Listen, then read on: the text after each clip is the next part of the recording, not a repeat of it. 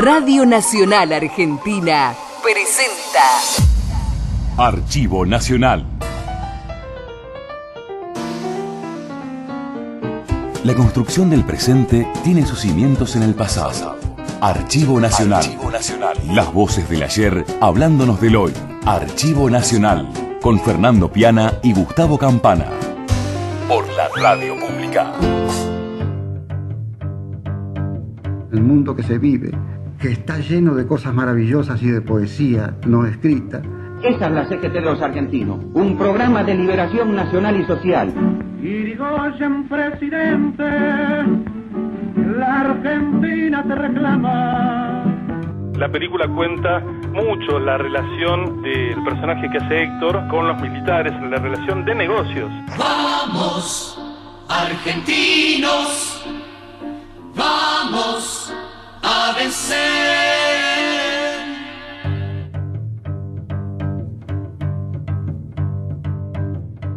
Si vamos a hablar, Fernando, de la CGT de los argentinos, si vamos a ir hasta finales de la década del 60, antes por ahí sería muy conveniente hacer un pequeño sobrevuelo de la historia del movimiento obrero del 55 hasta ese momento, ¿no? Claro. Ese movimiento obrero que queda en orfandad a partir del golpe de Estado que termina con el segundo gobierno peronista.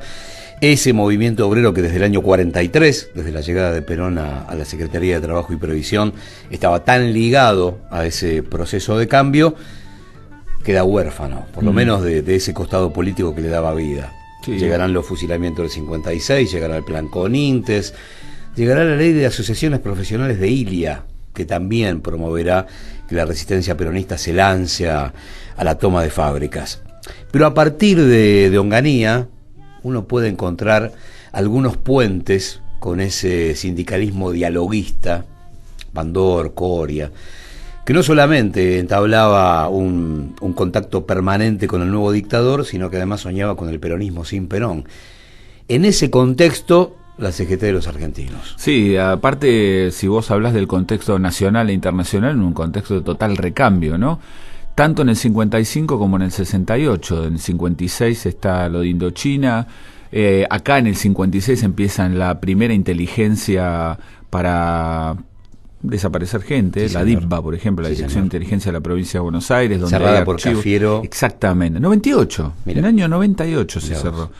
Y eso tiene que ver, porque tiene que ver con lealtades y traiciones. Justamente el bandorismo, que era sinónimo de traición, era un peronismo sin Perón, exaltó justamente a los peronistas, a la gente izquierda del peronismo, que terminó en congresos de discusiones de Huerta Grande, etcétera, sí, por forjar justamente la CGT de los argentinos en un año 68 complejo para el mundo, ¿no? El Mayo francés, también la primavera de Praga, y una cantidad de recambios y reacomodamientos posguerra que todavía seguían estallando en el mundo. Es interesante escuchar a uno de los máximos referentes, más allá de después de los caminos que haya hecho Raimundo Ongaro, el líder de los gráficos, porque ahí es donde se cocinó. Y hay otros caminos también complejos de la CGT de los argentinos, Guillán, por ejemplo. Exactamente. Después ligado a María Julia Sogaray en la privatización de Entel. Exactamente, pero es interesante escuchar los fundamentos que daba Raimundo Ongaro en su época,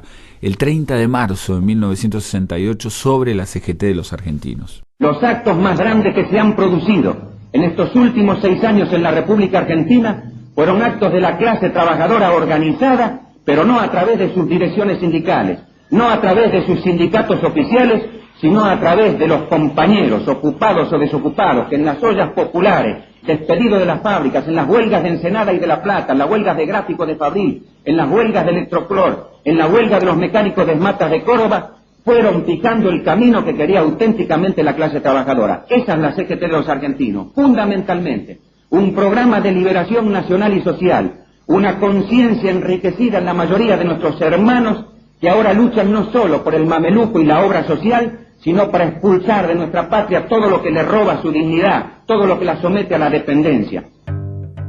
Hay otros dirigentes que hay que recordar, Di Pasquale, Tosco, y la presencia de Walsh, en un diario mítico, en una experiencia periodística sindical inédita, absolutamente inédita, porque el periódico de la CGT de los Argentinos, el diario de la CGT de los Argentinos, fue intentar ganar la batalla cultural que por ahí todavía estamos dando en el presente a través de plumas emblemáticas, con Walsh a la cabeza, pero con un equipo que después haría historia. Hay algunos nombres de ese diario de la CGT de los Argentinos que son parte de lo más importante que dio el periodismo contemporáneo en la Argentina. Sí, en ese eclecticismo que marcás, creo que es una necesidad post-55 de unir campos.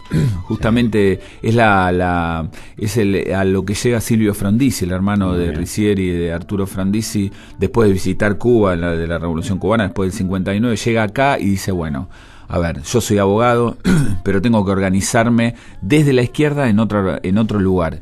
Por eso adhiere a Montoneros, por eso es desaparecido o asesinado por la AAA. Encontrar una síntesis. Exactamente, en esa síntesis participaban obreros, estudiantes, profesionales. Por eso vamos a escuchar a Roberto el Gringo Lopresti, que si bien se unió a la CGT de los Argentinos un poco más tardíamente por el tema de la edad, y después fue abogado constitucionalista, explica ese desvanecimiento de esta organización tan interesante que fue la CGT de los Argentinos hacia el año 74. Con el advenimiento del gobierno popular de Cámpora, el general Perón, empezó a calar hondo la idea en algunos sectores de que, bueno, ya se ha conseguido la democracia, que ya la dictadura se había retirado, entonces algunos pensaban que continuar con las formas de lucha anteriores, porque decía que el sistema en realidad no estaba derrotado, y otros, entre los que me encontraba, pensábamos que había que darle una oportunidad al gobierno popular, a las transformaciones que prometían, máximo estando el Perón ya prácticamente retornando a tierra argentina, ¿no? Que después se hizo carne cuando es presidente. Lo que pasa es que era muy fuerte la figura de Perón como para no aceptar, en nuestro caso, que las transformaciones tenían que venir, como habían venido en la década del 50, de mano y en cabeza del general Perón y del pueblo. Si hablamos de esa síntesis, por ahí también habría que sumar las pinturas de Carpani, ¿no? También habría que sumar el cine de Liberación de Pino y de Getino. Son parte del mismo perfume que sale de aquella oficina de los gráficos bonaerenses en Paseo Colón, que sería la sede de la CGT de los Argentinos. Y el cordobazo, no cabe ninguna duda que el cordobazo tiene comienza a cocinarse a fuego lento de alguna manera allá por 1968 para estallar en mayo de 1969 de la mano de esa CGT, de esa experiencia que tendrá en el sindicalismo cordobés esa mixtura del peronismo y la izquierda más ortodoxa, de la izquierda marxista. Y de sujetos sociales también, ¿no? Sí, porque eran trabajadores y estudiantes que recuperaban la reforma del 18 y el lugar del estudiante en la sociedad, devolviendo algo de lo que había captado la universidad pública y de las escuelas públicas en la sociedad, y los trabajadores concientizados de que solos no iban a ningún lado. Me parece que sumando las experiencias, la reforma del 18 y más importante, en términos más importantes, el 1945, el 17 de octubre, el cordobazo es una buena síntesis de todo esto. Los audios del pasado construyen el presente. Archivo Nacional. Vamos a hablar de un poeta que, seguramente no fue el primer poeta político, el primer pintor social desde la poesía que tuvo la República Argentina, y mucho menos Buenos Aires, porque en función de la misiadura del 29, Discépolo se para con una estatura increíble, inconmensurable, en función de esa enorme trilogía de Quevachaché, Cambalache y Shirashira. Pero en función de esa pelea que se daba a la distancia entre el Grupo Florida y el Grupo Boedo, aparece un tipo que es una especie de puente entre los dos, que participa de la Martín Fierro, que participa del Grupo Florida, pero sin embargo es de Boedo, es del Grupo Boedo. Vamos a hablar de Raúl González Tunión. Sí, claramente. Es muy difícil hablar ¿no? Por eso vamos a escuchar una serie de, digamos, de estocadas, como diría el Tommy Müller, de estocadas, poesía de estocada de Raúl González Tunión, un tipo que viajó a España casi por necesidad, por una necesidad poética también, y se encontró con otros grandes, otros coetáneos, ¿no? Y formó otros grandes, ¿no? Miguel Hernández, sí, donde señor. Él cuenta cómo lo conoce, o vivió una etapa como la República y la Guerra Civil Española, que talló en la poesía, en la generación del 27, Dámaso Alonso, sí. Rafael Alberti, que después vino a la Argentina. Es muy interesante de escuchar a Raúl González Tuñón. Yo creo, y siempre para mí ha sido más válida, esa poesía que además del caudal imaginativo del propio creador, que es lo más importante, tenga que ver con la realidad, con el mundo que se vive, que está lleno de cosas maravillosas y de poesía no escrita, y por eso siempre recuerdo un consejo que ya dio en el año 1240 un señor Sir Roger Bacon: contempla el mundo.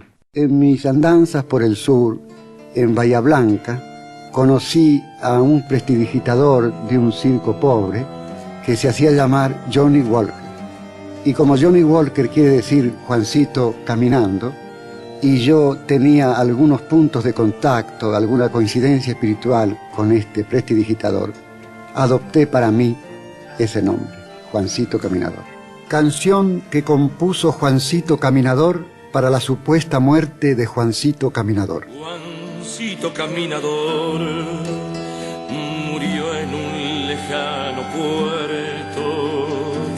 El prestidigitador poca cosa deja el muerto. Terminada su función, canción, paloma y baraja, todo cabe en una caja, todo menos la canción.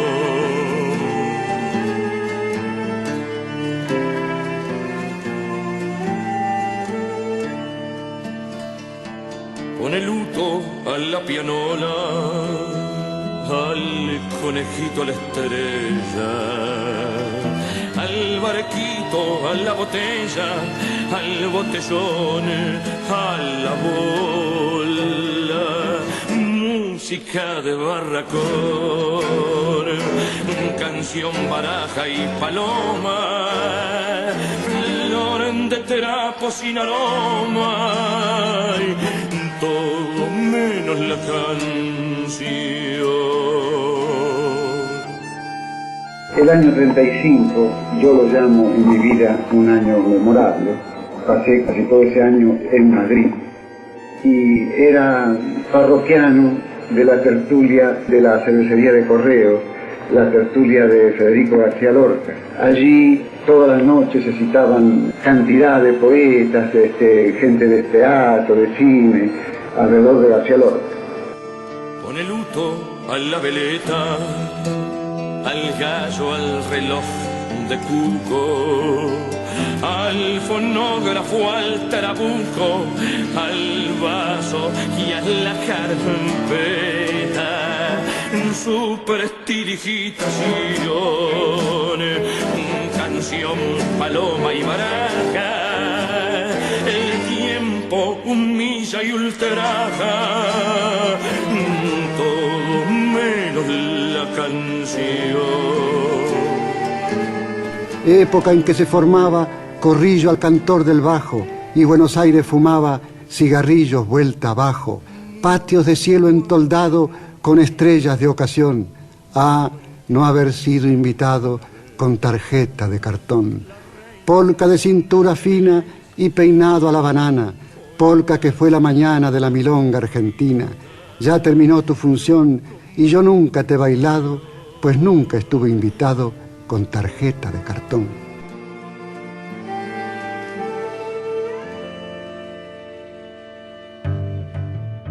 En síntesis, Raúl González Tuñón es podríamos decir, el padre contemporáneo de la poesía social, de la poesía combativa, y será una especie de maestro sin aula de Juan Gelman o de Paco Urondo, ¿no? Él también recogerá algo así como ese diploma de honor de haber sido el formador de grandes tipos sin habérselo propuesto. ¿Sabes qué me gusta de González Tuñón? Que además del combate de su palabra, estaba la idea simple, ¿no? De la simpleza, del estar ahí acodado.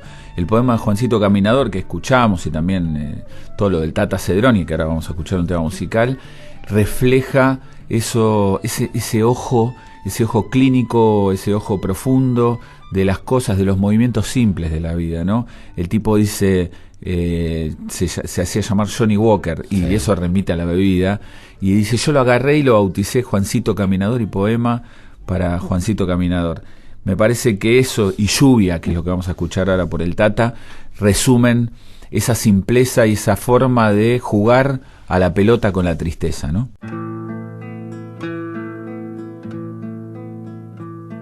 Entonces comprendimos que la lluvia también era hermosa. Unas veces cae mansamente y uno piensa en los cementerios abandonados. Otras veces cae con furia y uno piensa en los maremotos que se han tragado tantas espléndidas islas de extraños nombres. De cualquier manera, la lluvia es saludable y triste. De cualquier manera, sus tambores acunan nuestras noches. Tú venías hacia mí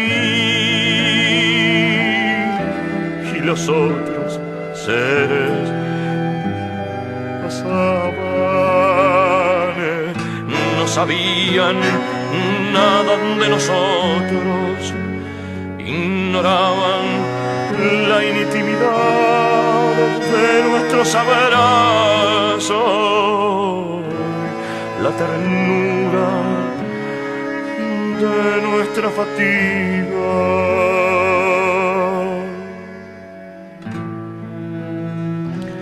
¿Acaso los rostros amigos, las fotografías, los paisajes que hemos visto juntos, tantos gestos que hemos entrevisto, sospechado, los ademanes y las palabras de ellos, todo desaparecido y estamos solos bajo la lluvia, solos en nuestro compartido, en nuestro apretado destino, en nuestra posible muerte única, en nuestra posible resurrección.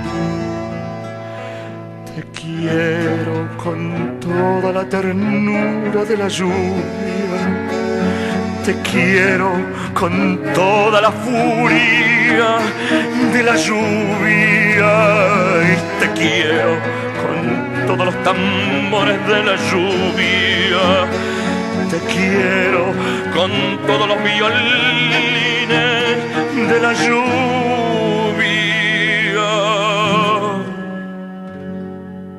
Oh visitante, iguales luces señaleras nos atraen hacia la compartida vida, hacia el destino único.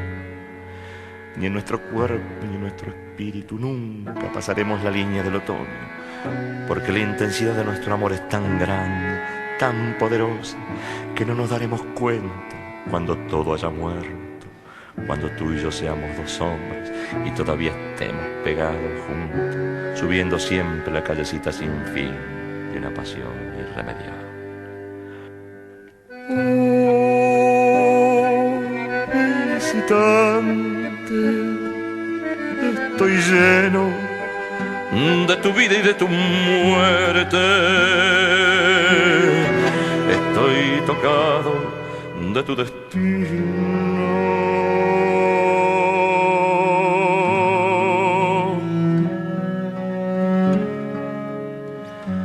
Sin embargo, yo quería hablar de la lluvia, igual pero distinto, al caer sobre los jardines, al deslizarse por los muros, al inundar los barrios de nuestra solidaridad y de nuestra esperanza, los humildes barrios de los trabajadores.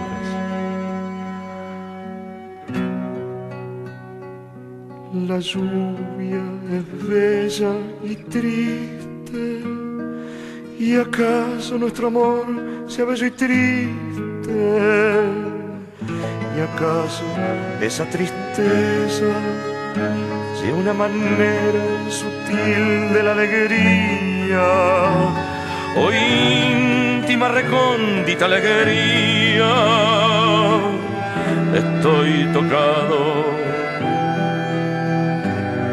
de tu destino. Oh, lluvia, oh, generosa.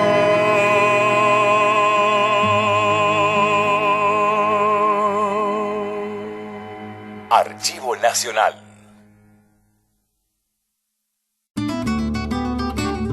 Archivo Nacional, con Fernando Piana y Gustavo Campana. Archivo Nacional. Cuentan que las últimas escenas de la historia oficial se filmaron en secreto, que ya por entonces las amenazas que había recibido todo el equipo técnico más el elenco hacían imposible que las locaciones que se habían elegido se respeten.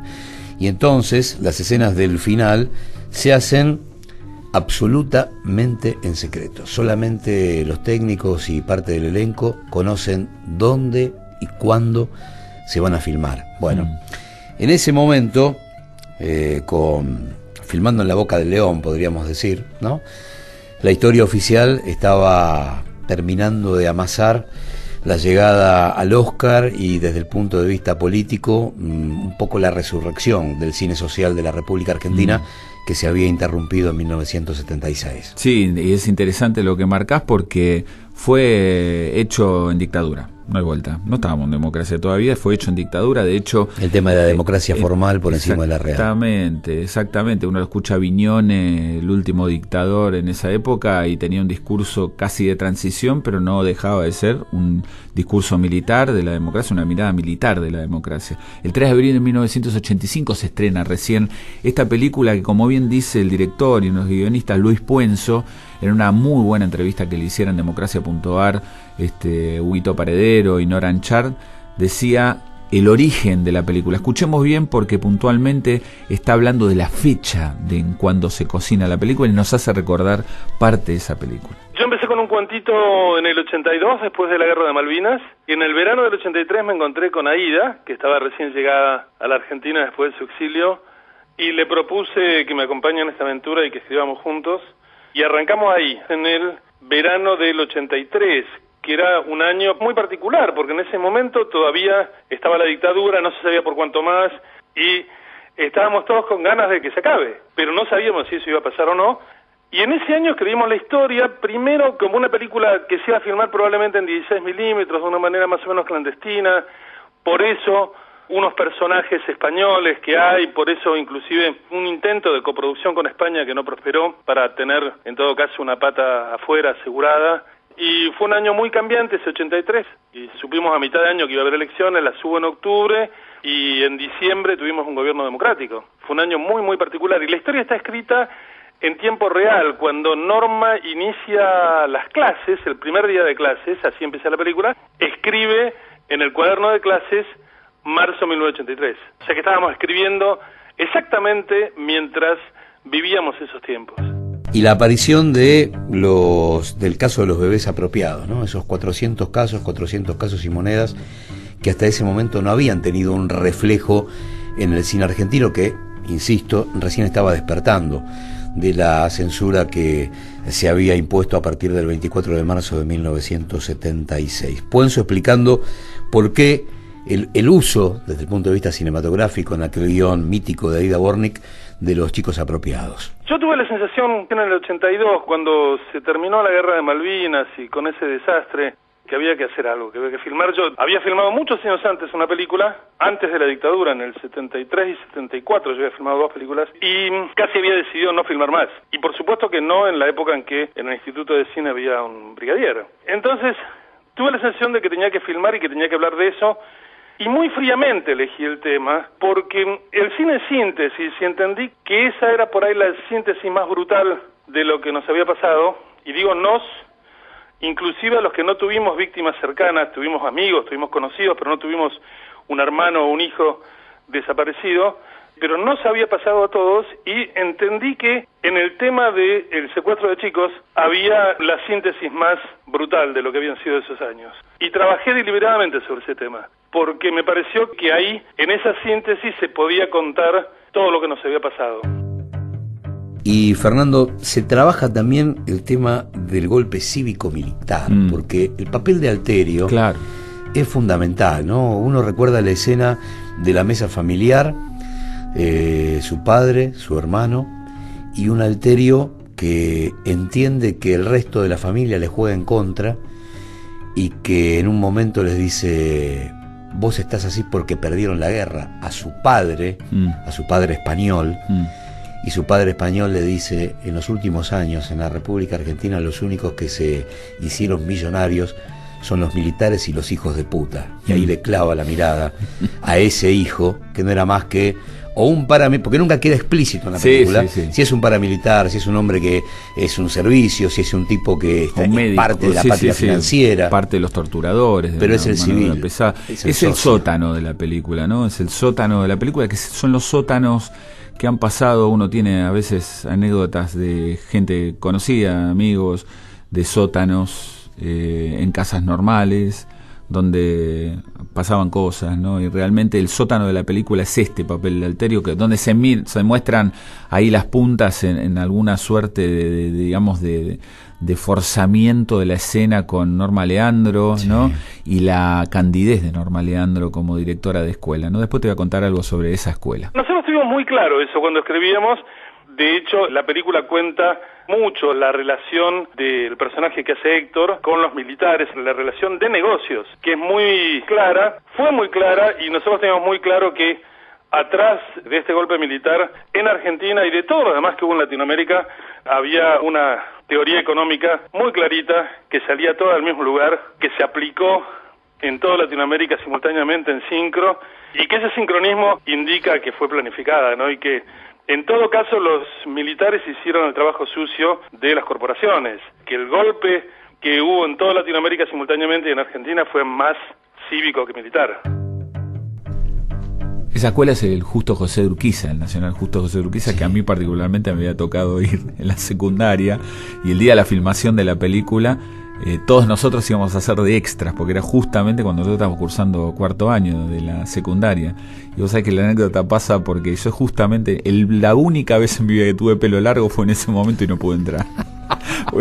Claro. Tenía que ver con chicos que estuviesen con look, digamos, de la... Vamos a recordarle a los jóvenes que cuando entrábamos al colegio secundario en plena dictadura, había alguna de las preceptoras en la puerta que lo que hacía era medir que el pelo no superara el cuello de la camisa. Bajar la cabeza con un gesto de genuflexión, y ver que ese pelo no toque el cuello de la camisa, así como los zapatos limpios, uniformes, etcétera. Bueno, parte de lo que es. Y el último escalón de Puenzo, Luis Puenzo, uno de los hacedores de la historia oficial, tiene que ver con las imágenes, las muy buenas imágenes de movilización de la película. Cuenta ahí un detrás de la cocina bastante interesante. Escuchemos. Cuando se dio una marcha muy muy grande, que fue en la primera mitad del 83, cuando estábamos escribiendo el guión, tuve la sensación que esa marcha había que filmarla, que eso tenía que formar parte del guión que estábamos escribiendo en ese momento.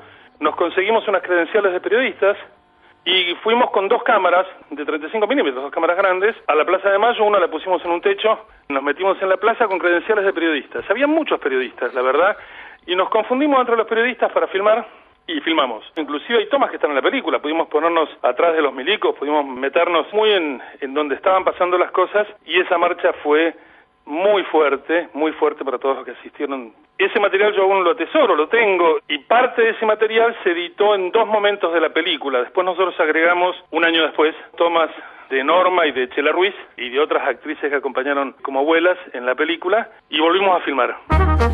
Lo que pasó ayer tiene su continuidad hoy. Archivo Nacional. Bueno, vamos a escuchar música otra vez. Elección personalísima de Iorio y Flavio Ramón el Indio Hereje, de Peso Argento, ¿no? Acá también hay una historia de herejía. Es interesante. Uno no va a editorializar sobre todo, pero la verdad que hablar sobre lo genuino de estos 2 tipos, uno ex Cadillac, otro V8 hermética, como Iorio, da placer. Otra cosa, para saltar este tema, digo, Ramón el Indio Hereje, que es un tema sureño de la Patagonia Argentina, escuchen el último disco de Milongas y Tangos de Iorio, que es delicioso, delicioso. Bueno, escuchemos Ramón el Indio Hereje, dale.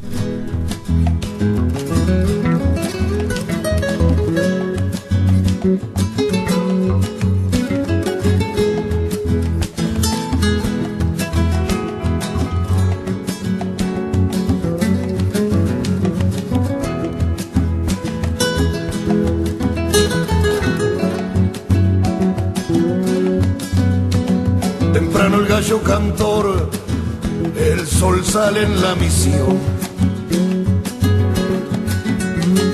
Primeras luces del claustro, brilla la helada sobre el maizal. Divina es la mano del gran inquisidor, justicia de los cielos. El indio temeroso por la sentencia del santo tribunal. Es que ayer encontraron sepultada una estatua de la Virgen María. La encontraron cabeza abajo, cubierta de hierbas secas, cerca del maizal. Ay, caray, ay, caray, ay, ay, caray.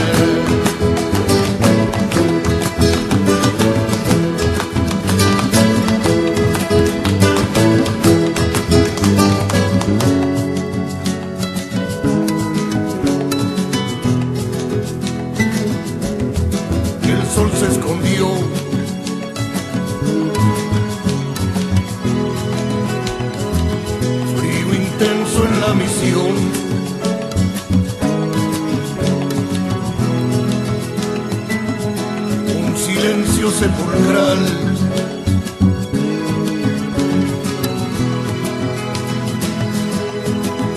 Esa virgen se la obsequié a mi fiel indio Ramón.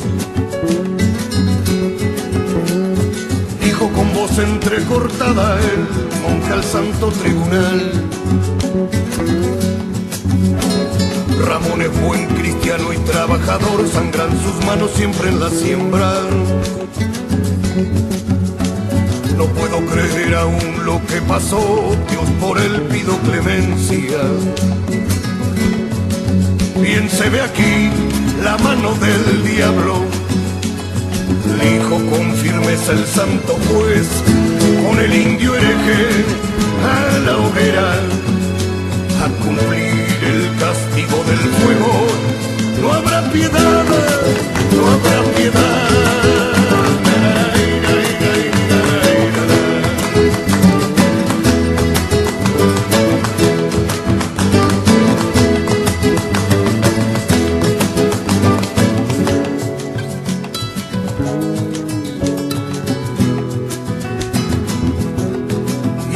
Se escondió.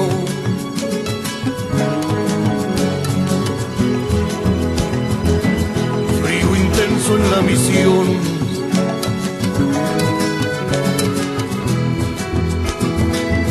Un silencio sepulcral.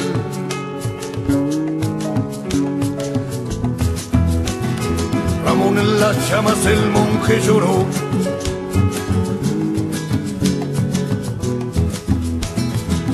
Sabía bien por qué lo hizo Ramón.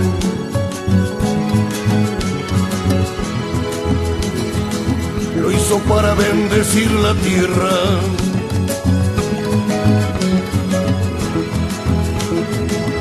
Pedir por la siembra cosecha buena.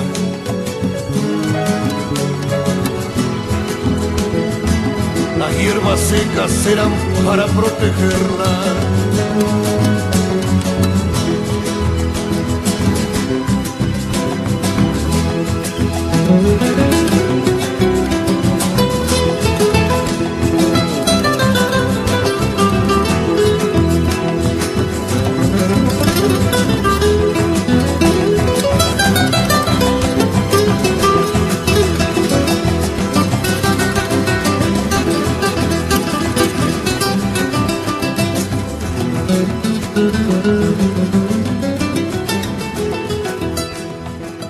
Archivo Nacional.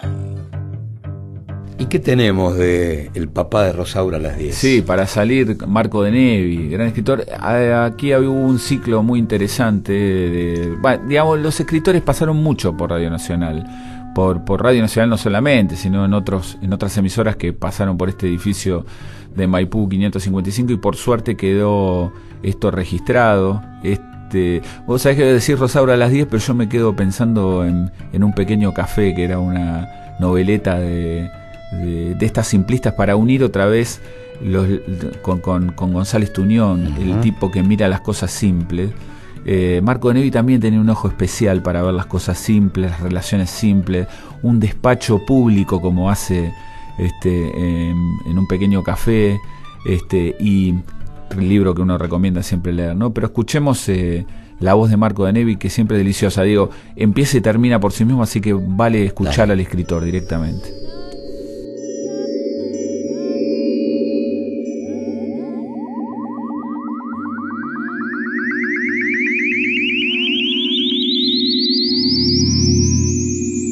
La aventura de la palabra.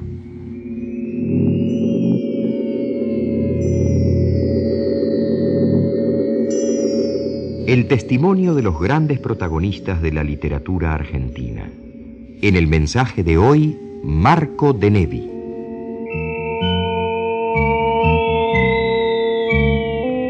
Conocer el nombre de una persona o de una cosa es ya tener un primer dominio sobre esa persona o sobre esa cosa. Yo voy caminando por la calle y oigo que alguien me llama por mi nombre de pila, Marco. Instantáneamente me detengo, me doy vuelta. Ese alguien, nada más que pronunciando mi nombre, ya ha ejercido sobre mí una especie de poder. De ahí que Dios en la Biblia nunca revele su nombre. A Dios se lo nombra por sus atributos o mediante perífrasis y metáforas, pero nunca por su nombre, que permanece ignorado. Cuando Moisés le tiende una trampa a Dios y le dice: Señor, si debo hablar en tu nombre, mis compañeros me preguntarán: ¿y cómo se llama ese Dios? ¿Yo qué les contestaré? Dios no cae en la celada y le responde a Moisés: tú diles que yo soy el que soy. Los emperadores de la China, que también se consideraban dioses, tenían un nombre propio que mantenían en secreto y varios falsos nombres públicos para que los pronunciase el pueblo. Por eso el que ama, quiere conocer, necesita conocer el nombre del ser amado, porque es una forma de poseerlo. Apenas Romeo ve a Julieta en el baile de los Capuletos, pregunta a un criado cómo se llama la hermosa joven. Y lo primero que le pregunta a Julieta la nodriza es cómo se llama el gentil mancebo. En La sirena varada de Conrado Nalé Roxlo, la protagonista le dice al capitán del barco que lo quiere mucho, nada más que porque oyó de su boca por primera vez el nombre del hombre amado. ¿Acaso la primordial misión de la cultura sea la abolición de lo anónimo? De alguna manera lo que carece de nombre no existe, y basta poner nombre a lo que no existía para que se incorpore a la realidad, para que se revista de realidad, para que lo tengamos por real. Nada más inhumano que sustituir el nombre de una persona por un número, como se hacía antiguamente en ciertos regímenes carcelarios. Y por las mismas razones que estoy exponiendo, cuando alguien deja de ser un hombre en particular y se transforma en un símbolo y en un representante de muchos hombres, pierde su nombre personal y adquiere otro. Es lo que ocurre con los reyes y con los papas. Nomen atque omen, decían los latinos. El nombre es el destino. En la noche del 26 de febrero de 1802, el jefe del registro civil de Besanzón volvió a su casa y le dijo a su mujer: «Hoy ha sido un día glorioso para mí. He inscripto el nacimiento de un niño que se llama nada menos que Víctor Hugo».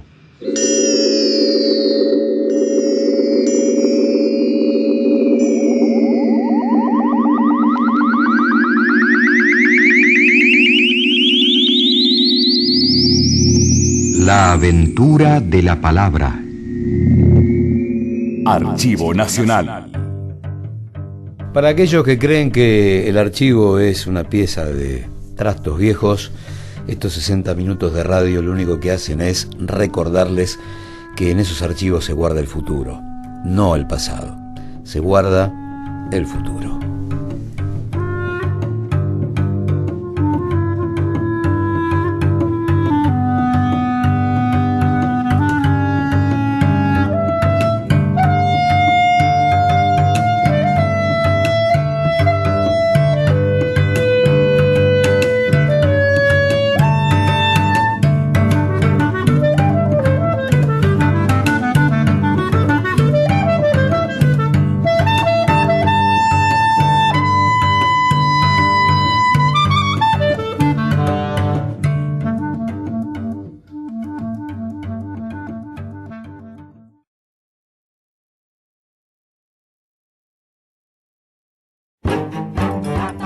Las voces no tienen vencimiento. Archivo Nacional. Juan Hipólito del Sagrado Corazón de Jesús Irigoyen. Ah, pucha. Qué nombre, ¿no? A ver, para resumirlo hay que ir primero a esa conformación de la Unión Cívica Radical, después de la decisión que tiene ese partido que había fundado Alem con Mitre, y tomar algo así como el toro por las astas de 3 revoluciones, saliendo a pedir con el bufoso en la mano el voto universal y secreto, perder militarmente siempre y ganar políticamente siempre, porque cada derrota militar implicaba un retroceso político de aquel sistema conservador que se había instalado a partir de 1852, a partir de la derrota de Rosas en la batalla de Caseros, de la Constitución de 1853, mucho más liberal que colectiva, pero no cabe ninguna duda que el radicalismo de la mano de Irigoyen llevará a las mayorías populares a la Casa de Gobierno por primera vez. Serán esas 3 presidencias, ¿no? Irigoyen, Alvear, Irigoyen, la pelea con los antipersonalistas, la traición en el seno del propio radicalismo, las contradicciones, ¿no? Semana trágica. Pero justamente me parece que das en la tecla. Me parece que la Unión Cívica Radical o el radicalismo como inclusor de la Unión Cívica Radical, porque el radicalismo es una forma de vida incluso para la clase media, es parte de esa contradicción argentina, ¿no? Bien. Porque también tenés que sumarle a eso la presencia del general Mosconi. El general Mosconi se descubre petróleo en 1907 por accidente, pero Mosconi es empujado por el propio Irigoyen en su primera presidencia del 16 al 22 a fundar YPF, a seguir combatiendo a la Standard Oil.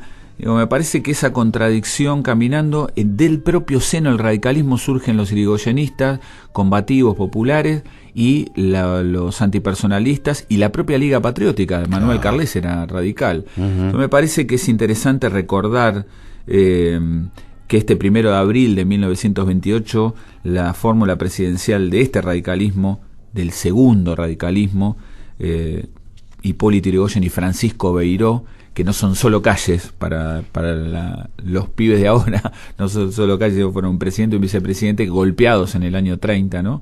Y muerto Yrigoyen en el año 33, tuvieron una segunda oportunidad, hicieron esto. Al asumir este honroso cargo, y votaremos con la conciencia y en el respeto que corresponde a los derechos humanos, y en el RA1 Radio del Estado. Presidentes elegidos por más del 50% de los votos. Historia electoral. 1928. Segunda presidencia de Irigoyen. Irigoyen presidente, la Argentina te reclama. Hipólito Yrigoyen había cumplido ya una primera presidencia cuando, tras el mandato de Marcelo Torcuato de Alvear, presenta su candidatura por segunda vez.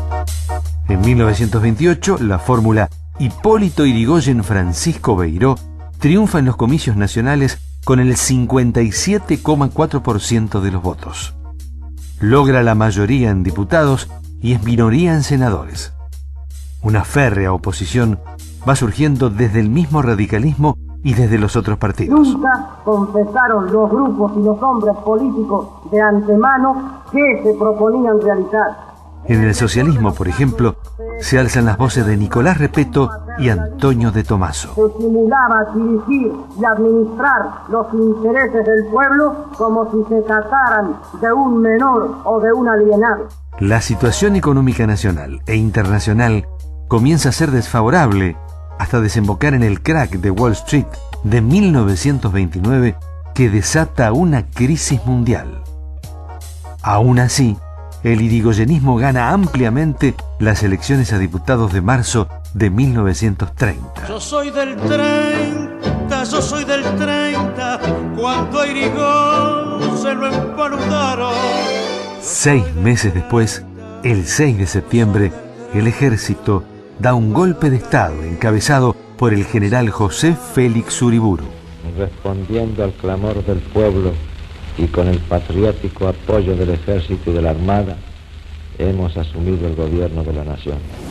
Hipólito Yrigoyen obtiene el 57,4% de los votos. 1 de abril de 1928. La construcción del presente tiene sus cimientos en el pasado. Archivo Nacional.